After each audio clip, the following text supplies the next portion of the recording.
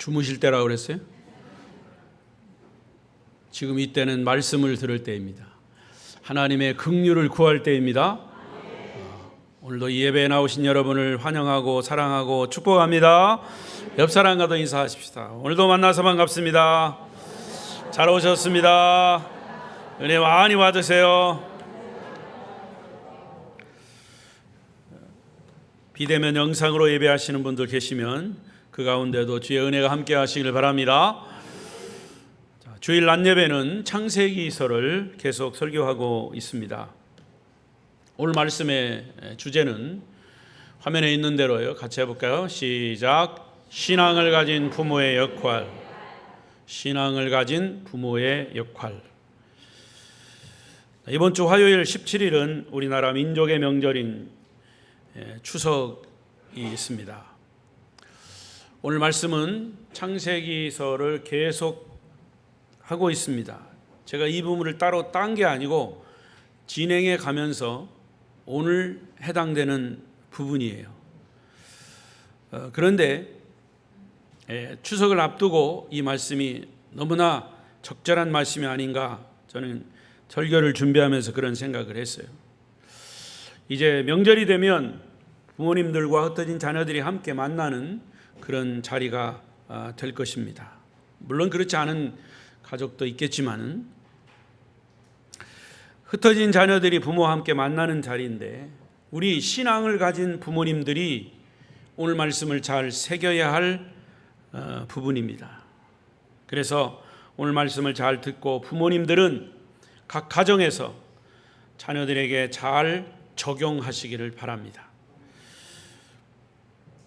스위스의 독실한 기독교인 작가 프랜시스 쇠퍼 박사님은 많은 책을 쓰고 기독교인들에게 또 사회에 영향력을 끼친 사람 중에 하나입니다.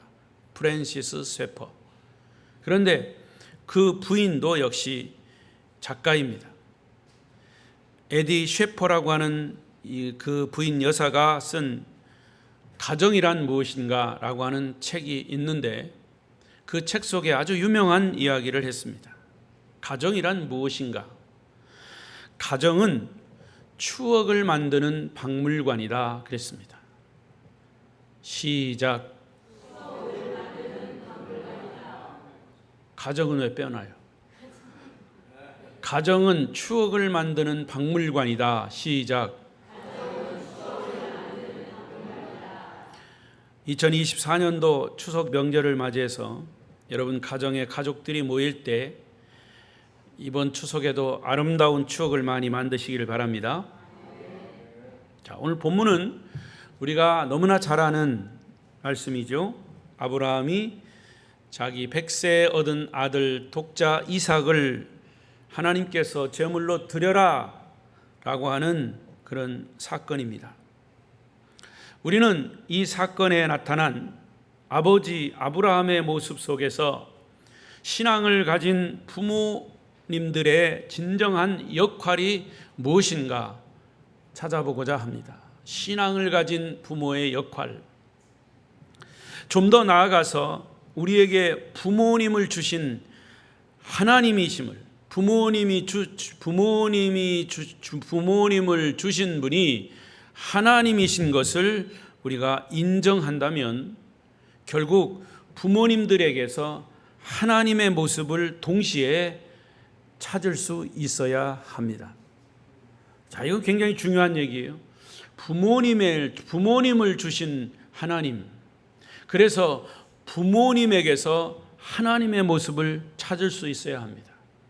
자, 바꿔 말하면 여러분 자녀들이 부모님을 볼 때 우리 부모님은 하나님이 사랑하셔서 하나님을 믿는 하나님의 자녀다라고 자녀들이 부모님을 보아야 한다고 말입니다.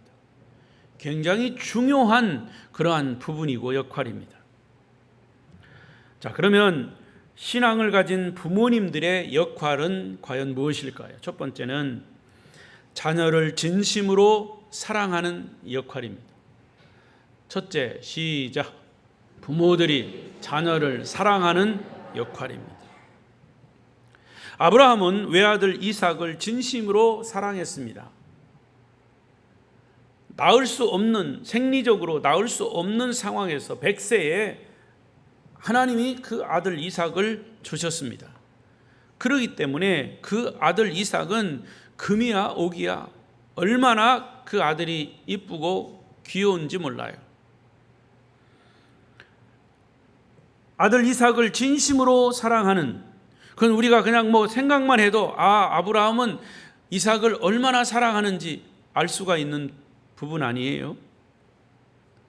본문에 보면 어느 정도 사랑했냐면 아브라함은 이삭이 우상이 될 만큼 사랑했다. 자, 이 부분이 중요합니다.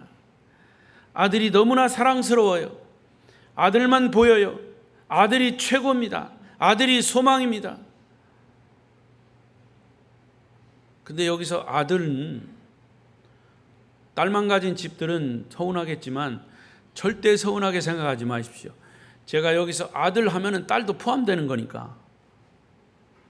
아멘 안 하시네? 우리 집도 아들만 둘이에요. 그래서 딸 가진 가정에서는 목사님, 딸 가진 가정의 딸의 그 귀엽고 아름다운 그런 모습을 잘 모르시죠? 잘 몰라요. 우린 딸이 없으니까. 성경에 나올 때 성경은 하나님의 자녀라고도 얘기하지만 하나님의 자녀인 아들, 딸도 다 포함돼요. 그것을 전제하고, 자, 그런 아들 이삭이 정말 우상화될 만큼 아브라함은 그 이삭을 사랑했어요. 그래서 하나님이 보니까 아브라함은 그 아들 이삭을 사랑하되 우상처럼 사랑했다는 거죠. 그래서 하나님은 그 아들이 우상이 되지 않도록 하기 위해 100세에 낳은 아들 이삭을 다시 하나님께 되돌려 드릴 수 있는가를 시험하는 장면입니다. 왜냐하면 아들 이삭을 주신 분은 하나님이신데 하나님을 잊어버리고 주신 분을 잊어버리고 외아들 이삭을 향한 아브라함의 사랑, 이것은 절대적이고 맹목적이었기 때문입니다. 여러분, 우상은요 절대적이고 맹목적입니다. 돈이 우상이 되면 돈이 절대적이고 맹목적이 되는 거예요. 돈을 벌기 위해서 수단과 방법을 가리지 않아요. 그게 돈이 우상이기 때문이에요. 여러분, 아브라함만 그럴까요? 자식을 가진 부모는 누구나 다 같은 심정일 겁니다. 우리 부모님들이 자식을 사랑하는 마음은 절대적이고 맹목적일 것입니다. 이런 얘기가 있습니다. 어떤 군인들이 전쟁이 일어나고 있는 상황에서 거리를 지나고 있습니다. 거리를 지나가가 보니까 배고파 쓰러진 한 여인이 있었습니다.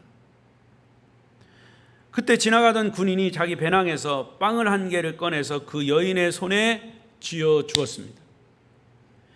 이때 이 여인은 눈을 번쩍 뜨고 자기 손에 쥐어진 빵을 입에다 넣고 먹기 시작하기 전에, 먹었다는 게 아니에요. 먹기 전에 갑자기 어디서 그런 힘이 생겼는지 벌떡 일어나서 다른 곳으로 막 뛰어갔습니다. 그러더니 모퉁이에 있는 어린 소년에게 가서 그 빵을 건네주는 겁니다. 이 광경을 본 군인 하나가 말합니다. 저 여인이 힘없이 쓰러져 있던 것은 빵을 얻기 위한 쇼였군요. 얘기하는 겁니다. 그러나 옆에 있던 군인 상사가 말하기를, 부하의 둥을 툭툭 치면서, 이 사람아, 저 여인은 그 어린 소년의 어머니야. 어머니의 사랑이 그렇게 표현된 거야 라면서 부하 군인을 꾸짖었다는 겁니다. 그렇습니다. 자식을 우상처럼 사랑하는 우리들의 어머니, 우리들의 아버지, 그들이야말로 우리의 진정한 영웅이십니다. 그러나 여러분, 이런 부모님들의 사랑의 역할은 사실상 그림자입니다. 그 위에 하나님의 사랑이 뿌리를 두고 있기 때문이죠. 이사야 선지자의 말씀을 보세요. 이사야 49장 15절 시작. 여인이 어찌 그 젖 먹는 자식을 잊겠으며 자기 태에서 난 아들을 긍휼히 여기지 않겠느냐. 그들은 혹시 잊을지라도 나는 너를 잊지 아니할 것이라. 그렇습니다. 여인이 어찌 젖 먹는 자식을 잊겠습니까? 하지만 그 여인이 혹시 그 젖먹이 자식을 버릴지라도, 잊어버릴지라도 하나님은 결코 우리를 잊지 않으신다는 말씀입니다. 하나님의 사랑은 그 위에 있단 말이죠. 하나님의 사랑이 그 뿌리를 이루고 있다는 말씀이죠. 그래서 신약 성경에도 사도 요한은 요한일서 4장 8절에 또 이렇게 얘기했습니다. 시작. 사랑하지 아니하는 자는 하나님을 알지 못하나니 이는 하나님은 사랑이라. 여기 우리의 교회 표에 있죠. 요한일서 4장 16절. 하나님은 사랑이라. 성도 여러분, 이런 부모의 사랑의 역할은 부모님들을 통해서 보여주신 하나님의 그 진한 사랑이 바탕에 있었음을 우리 자녀들은 잊지 말아야 합니다. 또한 부모님들 역시 하나님의 사랑의 모습을 우리 자녀들에게 보이는 역할의 주인공이어야 합니다. 여러분이 자녀들에게 베푸는 그 사랑은 하나님이 우리에게 베푸신 사랑이란 말이죠. 그래서 하나님이 우리에게 베푸신 그 사랑을 우리 자녀들에게 그대로 표현해야 합니다. 사랑의 주인공이 되시기를 바랍니다. 두 번째로, 부모들이 역할은 희생하는 역할입니다. 시작. 부모들이 희생하는 역할. 진정한 사랑은 헌신과 희생이 동반이 됩니다. 우리 부모님들은 자식들을 위한 희생과 헌신에 관한 한 정말 밤을 새워도 부족함이 없는 이야기들을 다 가지고 있어요. 5월 가정의 달이 되면 모든 자녀들이 부르는 노래가 있습니다. 몰라요, 요즘 또 부르는지 안 부르는지. 우리 때만 되면 꼭 부르는 노래가 있어요. 이게 복음성과 같아. 다실제 괴로움 다 잊으시고 기르실제 밤낮으로 애쓰는 마음, 진자리 마른 자리 가라니시며 손발이 다닳도록 고생하시네. 하늘 아래 그 무엇이 널 따리요. 어머니의 희생은 가히 없어라. 여러분, 본문에 나타난 사람들 중에 가장 큰 희생자가 누구일까요? 이삭일까요? 아브라함일까요? 혹은 엄마 사라일까요? 가장 큰 희생자. 아마도 객관적으로 볼 때 번제물로 드려지기 위해 모리아산으로 오르고 있는 이삭이 아닐까 생각이 되죠. 그러나 또 한편으로는 아들 이삭을 제물로 드려야 할 사실을 이미 알고 있는 아버지 아브라함이 아마도 최대의 희생자가 아닐까도 생각이 됩니다. 그러면 어머니의 역할은 어디 있습니까? 사실 오늘 본문에 보면 어머니 사라의 역할은 본문에 나타나지 않아요. 본문의 흐름으로 봐서 틀림없이 아브라함은 자기 부인 사라에게 이삭을 제물로 드린다는 사실을 비밀로 했을 것입니다. 왜냐? 지금 오직 하나님의 명령만 받고 아브라함은 자기 아내에게도 말하지 않고 깊은 고민을 안고 아들을 데리고 잠깐 하나님께 제사 드리고 오겠다고 말하고 나왔을 것이다. 성경에 나오지는 않았어요. 그래서 사라의 역할은 여기 전혀 모르고 있고 없습니다. 그렇다면 이제 아브라함의 심정을 좀 더 깊이 생각해 보십시오. 2절 말씀에 아브라함은 하나님의 명령을 받습니다. 여호와께서 이르시되 내 아들 내 사랑하는 독자 이삭을 데리고 모리아 땅으로 가서 내가 네게 일러준 한 산 거기서 그를 번제로 드리라.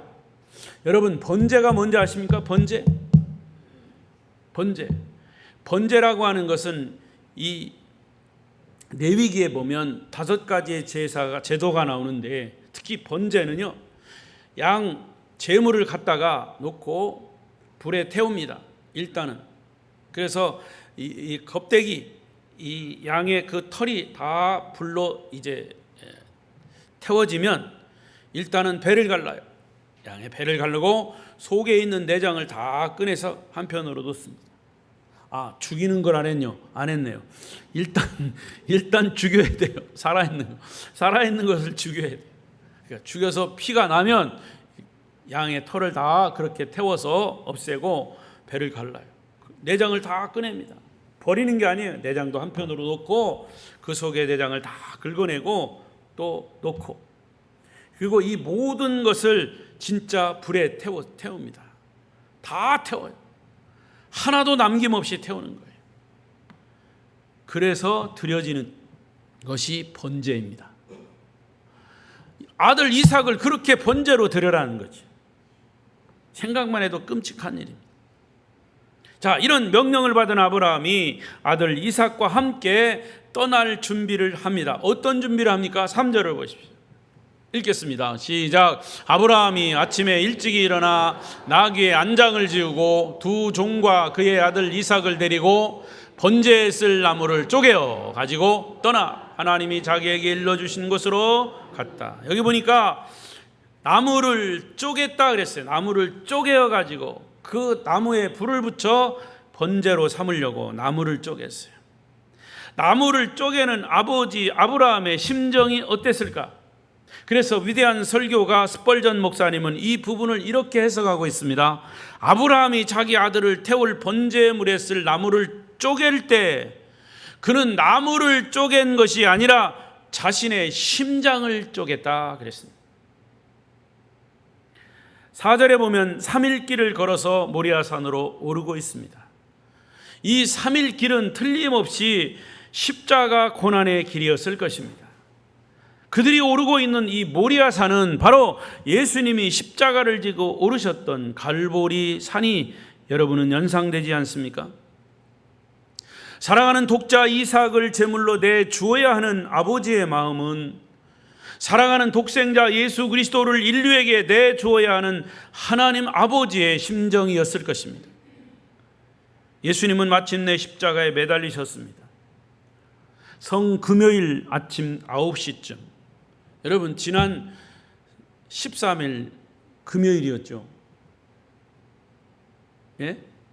지난 13일 금요일. 제가 새벽에 그렇게 얘기했는데 13일의 금요일을 미국 사람들이 제일 싫어해요. 왠지 아십니까? 13일의 금요일에 예수님이 죽으셨거든요. 십자가에 달리셨거든요. 그래서 13일 금요일이 딱 닿으면 그 사람들은 우리말로 말하면, 세상 사람들 말로 말하면 재수없다 그래요. 왜? 13일의 금요일에 예수님이 죽으셨기 때문에 그렇게 기독교 국가에서 내려오고 있어요. 아무튼 성금요일이 바로 13일의 금요일이에요. 아침 9시쯤 주님이 십자가에 매달리셨어요. 양손과 양발에 못을 박히시고 머리에 가시관을 쓰시고 그 몸이 감당할 수 없는 엄청난 고통과 신음을 토해내시면서 그 절정의 시간, 낮 12시쯤 되었을 때 갑자기 온 세상은 캄캄한 어두움으로 덮였습니다. 그리고 잠시 동안 침묵 흘렀습니다. 온 세상을 덮고 있던 어둠의 장막과 깊은 침묵, 그것은 바로 하나님의 침묵이었고 아버지의 고통의 침묵이었습니다. 여러분, 우리는 부모님들의 헌신과 희생을 잊으면 안 됩니다. 더 나아가 부모님들의 희생과 헌신의 배후에 사랑하는 독생자 예수 그리스도를 우리를 위해서 내주신 하나님 아버지의 희생을 우리는 결코 잊어서는 안 될 것입니다. 그래서 예수님도 최후의 만찬 석상에서 성찬 예식을 제정하시면서 만드시면서 이 성찬을 행할 때마다 주님의 희생과 헌신을 기억해야 한다고 제자들에게 강조하고 이것을 행하라 그랬어요. 그래서 지금도 우리는 이 성찬 예식을 행할 때마다 예수님의 희생과 헌신, 그 희생과 헌신 때문에 저와 여러분이 구원받은 줄로 믿습니다. 사랑하는 자녀 여러분, 부모님들의 헌신과 희생을 결코 잊지 않으시기를 축복합니다. 세 번째로, 부모들의 믿음의 역할입니다. 세 번째, 시작.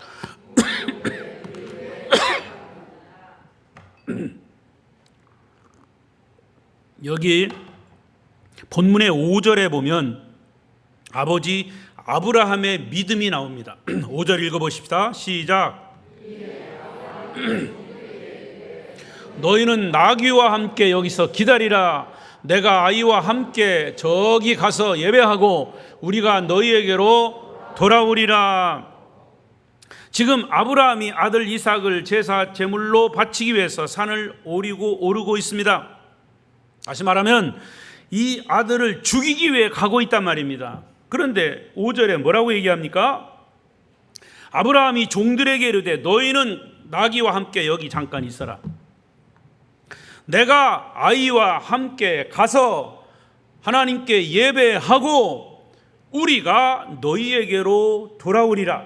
자, 여기 우리가라고 하는 말이 중요합니다. 내가 돌아오리라 하지 않고 우리가 돌아오리라. we라고 하는 복수형을 썼습니다. 이 말은 이삭과 함께 다시 돌아오겠다는 겁니다. 앞뒤가 안 맞아요. 장로님, 앞뒤가 안 맞는다니까? 앞뒤가 안 맞아.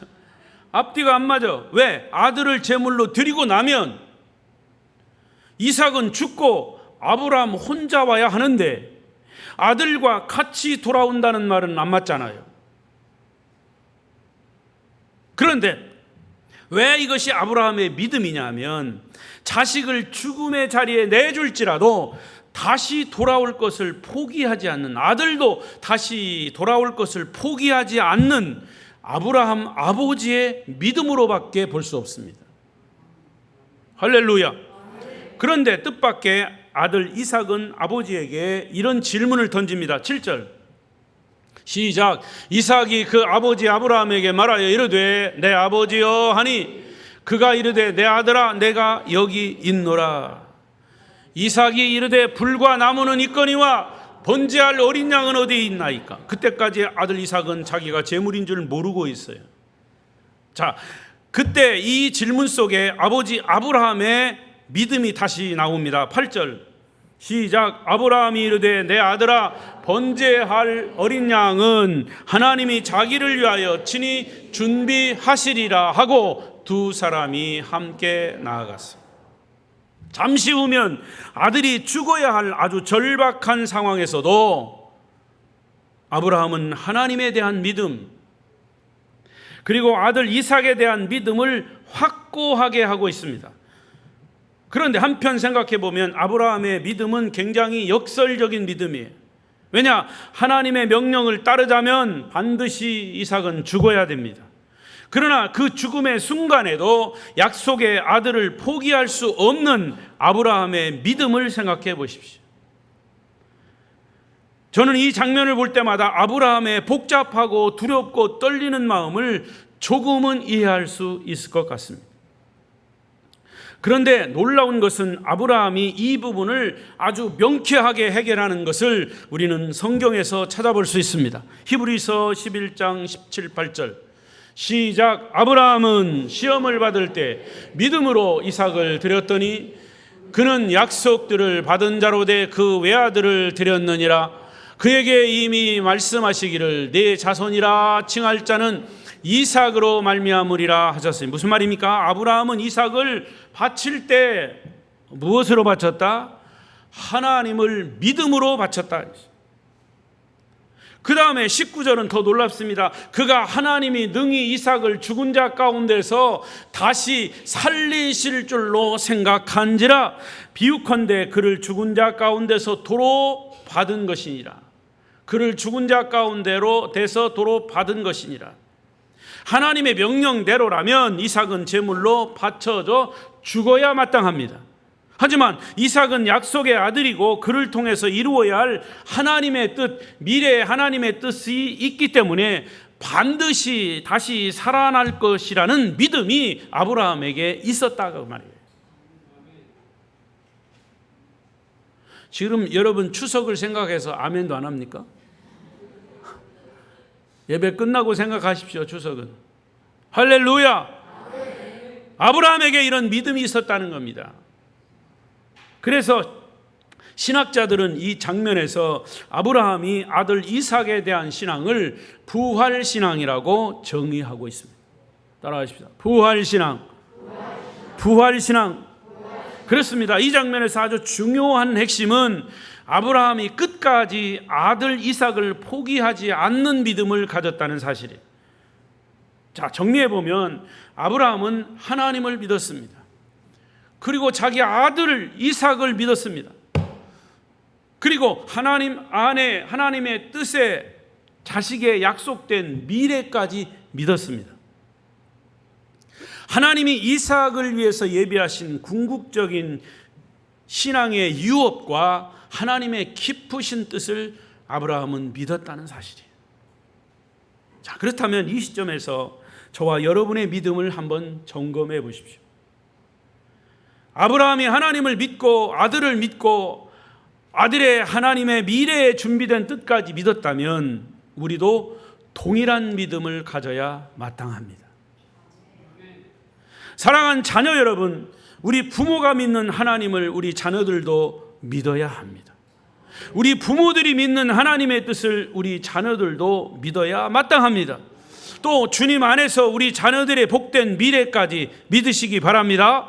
우리의 인생길에서 시험과 고난은 누구도 피할 수 없습니다.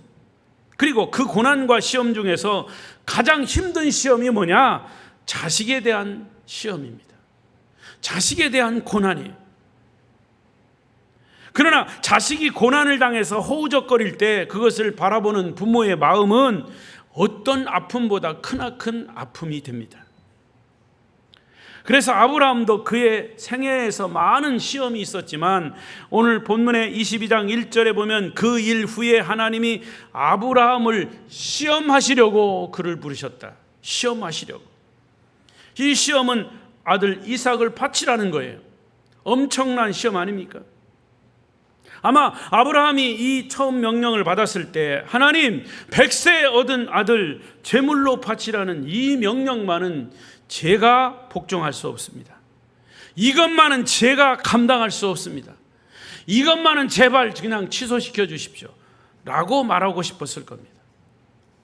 그러나 하나님은 이렇게 또 말씀하셨습니다. 아브라함아, 네가 아픈 것 내가 다 알고 있지만 너는 그 시험을 이길 수 있어.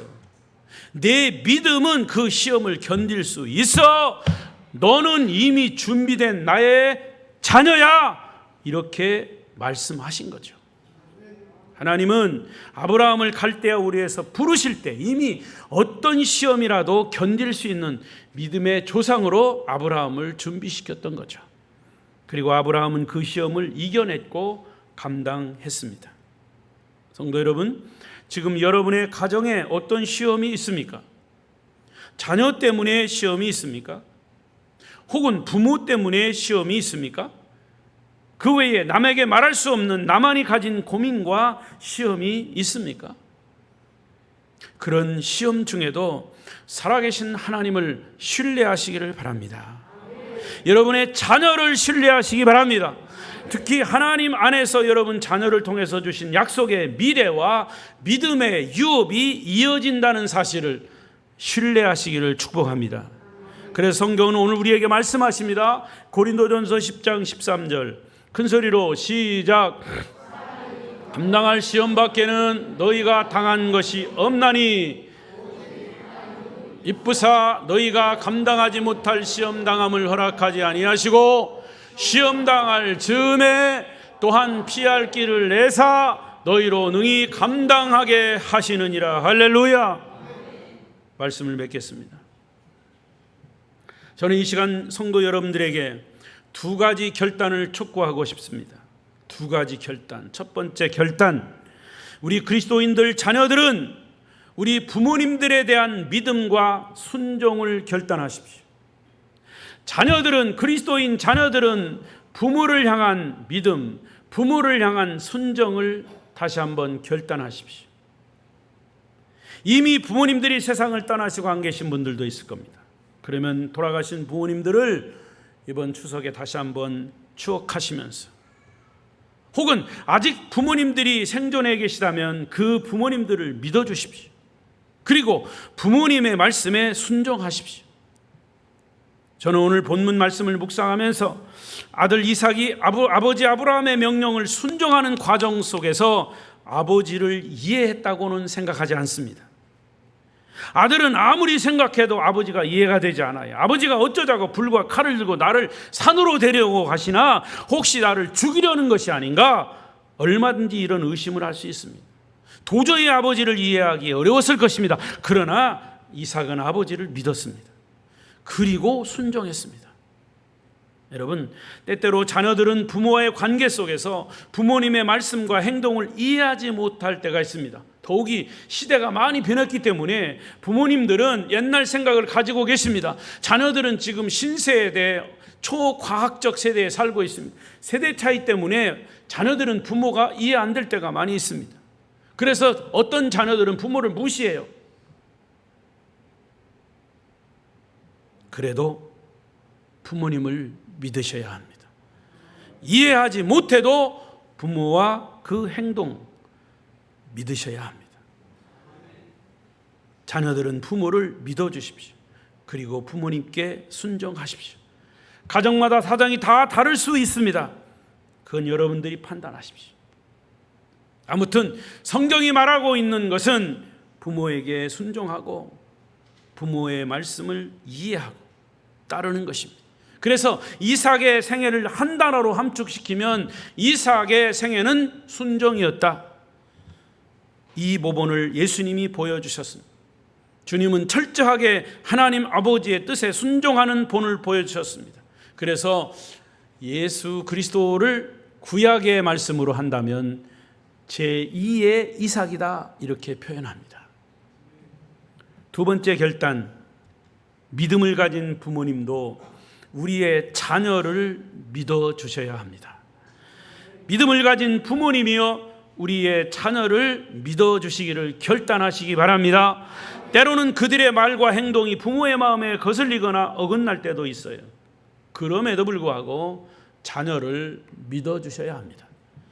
성경은 우리에게 부모님들에게 이렇게 말합니다. 에베소 6장 4절 시작. 또 자녀들아 아비들아 너희 자녀를 노엽게 하지 말고 오직 주의 교훈과 훈계로 양육하라. 사랑하는 우리 그리스도인 자녀들이여, 우리 부모들에게는 자식이 유일한 삶의 즐거움이요 유일한 소망입니다. 그리고 어느새 자녀가 자라서 어른이 되어 부모가 되었고 부모의 길을 준비하고 있습니다. 우리 부모님들의 희생과 헌신, 그분들의 믿음이 자녀들의 눈에 보여야 합니다. 때로는 자녀가 보지 않는 골방에서 하나님께 눈물로 자기 자녀를 위해서 부르짖는 어머니의 기도 소리가 우리 자녀들은 들리십니까? 우리 자녀들을 믿어주시고 자녀들 때문에 고난과 역경을 이겨내시면서 살아가신 부모님들의 모습을 자녀들은 마음으로 느끼시면서 그 은혜를 잊지 말아야 합니다. 이제 성년이 되어 가정을 이루고 자녀를 키워가면서 조금은 부모의 심정을 이해할 수 있을 것입니다. 또한 우리들의 부모 사랑은 하나님 사랑의 그림자입니다. 하나님이 우리를 그렇게 사랑하셨습니다. 당신의 외아들을 우리에게 내어주시기까지 여러분을 사랑하셨습니다.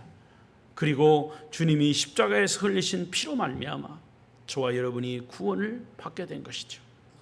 할렐루야. 요한복음 3장 16절을 크게 읽고 기도하겠습니다. 시작. 하나님이 세상을 이처럼 사랑하사 독생자를 주셨으니 이는 그를 믿는 자마다 멸망하지 않고 영생을 얻게 하려 하심이라. 할렐루야. 성도 여러분 모두 하나님의 사랑 안에서 행복한 추석 명절을 보내시고 아름다운 추억을 많이 만드시기를 바랍니다. 기도하십시다. 통성으로 기도